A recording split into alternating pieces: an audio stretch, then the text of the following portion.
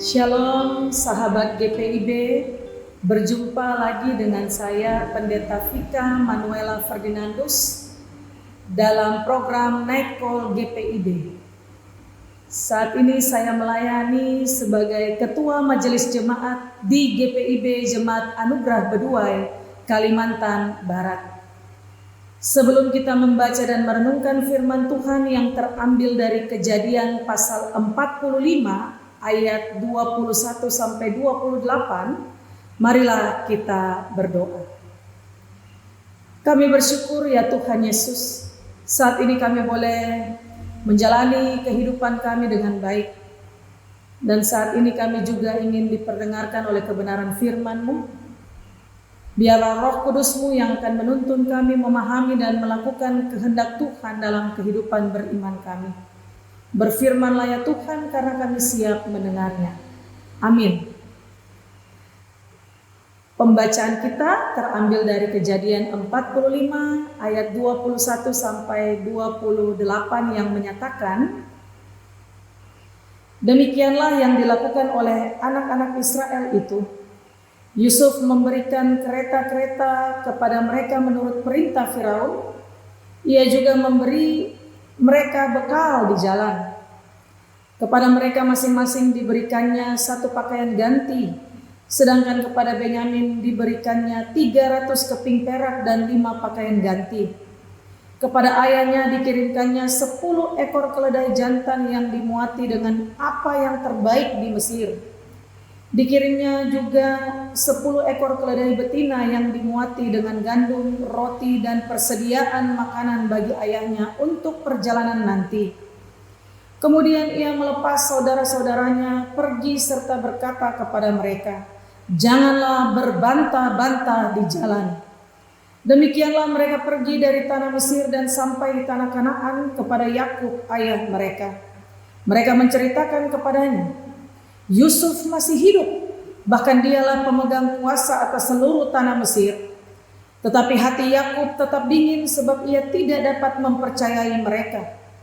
Namun ketika mereka menyampaikan kepadanya semua perkataan yang diucapkan Yusuf, dan ketika ia melihat kereta yang dikirim oleh Yusuf untuk menjemputnya, bangkitlah kembali semangat Yakub ayah mereka. Kata Israel, cukuplah itu, anakku Yusuf masih hidup. Aku mau pergi melihatnya sebelum aku mati. Demikianlah pembacaan Alkitab. Terpujilah Kristus Maranatha. Sahabat GPIB yang terkasih dalam Tuhan Yesus Kristus, ada sebuah cerita tentang seorang nenek yang bijaksana. Sang nenek menaiki bis kota dan kemudian duduk dengan tenang menikmati perjalanannya. Tidak lama kemudian ada seorang gadis muda yang tampak kesal dan tergesa-gesa naik ke bis itu, lalu duduk di samping sang nenek. Tanpa sengaja si gadis menyenggol nenek itu dengan tas-tasnya yang sangat banyak. Yang menarik, nenek itu tidak mengeluh, bahkan ia tidak marah sedikit pun. Dia diam saja. Gadis muda ini lalu penasaran, kok nenek tidak marah ya? Kan aku tadi menyenggol nenek, bahkan barang-barang aku tadi itu memenuhi tempat duduk nenek. Lalu ia bertanya kepada nenek, Nek, kenapa nenek diam saja tanpa komplain sedikit pun? Kan saya sudah mengganggu nenek. Lalu dengan tersenyum, nenek itu berkata, tidak ada gunanya bersikap kasar atau membahas hal yang tidak penting. Dengan tersenyum, sang nenek berkata lagi, karena perjalanan saya dan kamu sangatlah singkat. Sebentar lagi saya akan turun di halte berikutnya. Bapak Ibu, saudara-saudari, anak-anak yang terkasih dalam Tuhan Yesus Kristus, pesan dari kisah nenek yang bijak ini itu sangat sederhana tapi begitu dalam. Tidak perlu membahas hal-hal yang tidak penting dan tidak signifikan, karena perjalanan sangat-sangat tidak panjang. Perjalanan sangat singkat. Bayangkan berapa banyak waktu dan energi yang kita sia-siakan untuk kemarahan, untuk sebuah kecemburuan, dendam, ketidakpuasan, dan sikap buruk lainnya. Sikap tidak mau memaafkan. Semua ini hanya akan membuat perjalanan singkat kita di dunia ini menjadi gelap dan menyedihkan. Ini yang mau dikisahkan dari cerita tadi. Demikian juga dalam kisah perjalanan singkat Yusuf dan saudara-saudaranya. Ia merasa perjalanan ini sangat singkat. Maka ketika ia berjumpa dengan saudara-saudaranya, ia tidak melihat yang lalu-lalu. Ia memaafkan saudara-saudaranya. Bahkan ia ingin saudara-saudaranya untuk tinggal bersamanya di Mesir.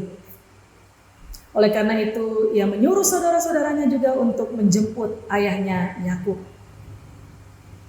Bayangkan ketika seorang Yusuf ini harus kecewa, maka perjalanan singkatnya juga tidak menjadi berkat bagi keluarganya ketika ia bertumbuh. Oleh karena itu, ia merasa bahwa ia menjadi saudara, menjadi anak yang harus menjadi berkat. Dan ini yang dilakukannya ketika ia memberikan saudara-saudaranya apa yang dibutuhkan. Bahkan ayahnya Yakub juga, ia berikan semua yang terbaik agar supaya keluarganya bisa bersatu kembali. Dan dalam kisah perjalanan singkat kita juga, kita diingatkan jangan sampai ada kemarahan. Ini yang Yusuf tekankan dalam pembacaan kita ayat yang ke-24. Jangan berbantah-bantah di jalan. Jangan ada pertengkaran, jangan ada kemarahan lagi. Jangan ada rasa yang mengintimidasi, yang mengkhianati, yang menipu, bahkan yang menghina dan merendahkan satu dengan yang lain. Mari dalam kehidupan kita juga seharusnya selalu menjadi seperti Yusuf, yang selalu menjadi berkat bagi kehidupan sesama, bahkan keluarga kita yang terdekat. Perjalanan kita sangat singkat. Jika seseorang tanpa alasan menyakitkan hati kita, mengecewakan kita, menghina kita,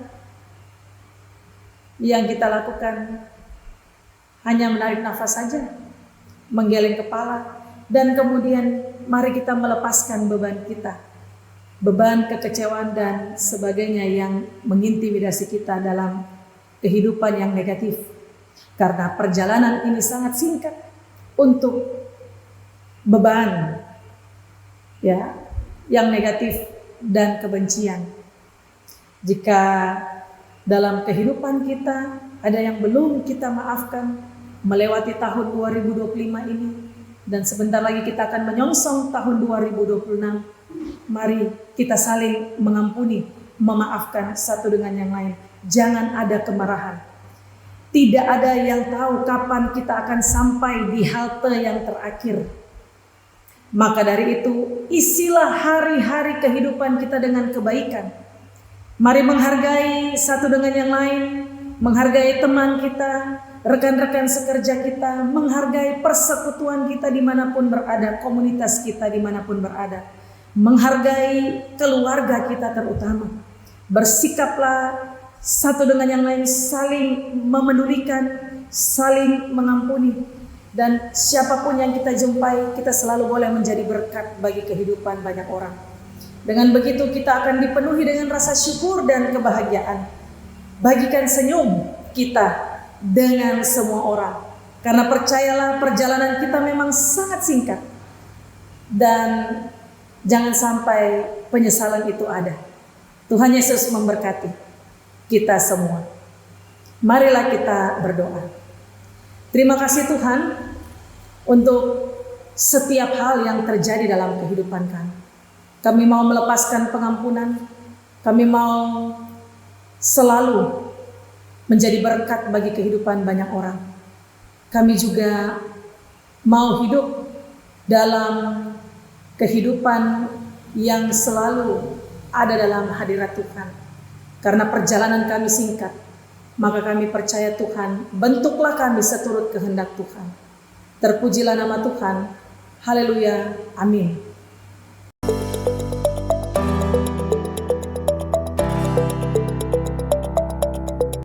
Halo sahabat GPIB, tidak terasa kita akan segera memasuki tahun pelayanan yang baru tahun 2026 nih. Untuk membantu kita dalam melangkah dan mewujudkan asa dan harapan sebagai gereja dan umat Tuhan, maka apa yang kita perlukan sudah tersedia loh dalam agenda kerja GPIB 2026. Apa saja yang bisa kita dapatkan dalam agenda ini? Di dalamnya kita dapat mengetahui yang pertama kalender gerejawi sepanjang tahun dan hari-hari penting nasional.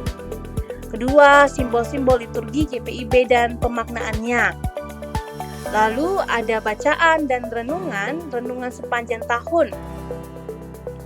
Terdapat juga visi dan misi GPIB memasuki PKUPPG ketiga. Dan masih banyak lagi. Nah, sahabat GPIB sudah bisa mendapatkannya dengan membeli seharga Rp70.000 per buku agenda. Yuk kita pesan sekarang agenda kerja 2026 GPIB di call center Biro Penerbitan GPIB sebagai berikut. Yuk pesan sekarang. Sekian informasi dari kami. Tuhan Yesus memberkati.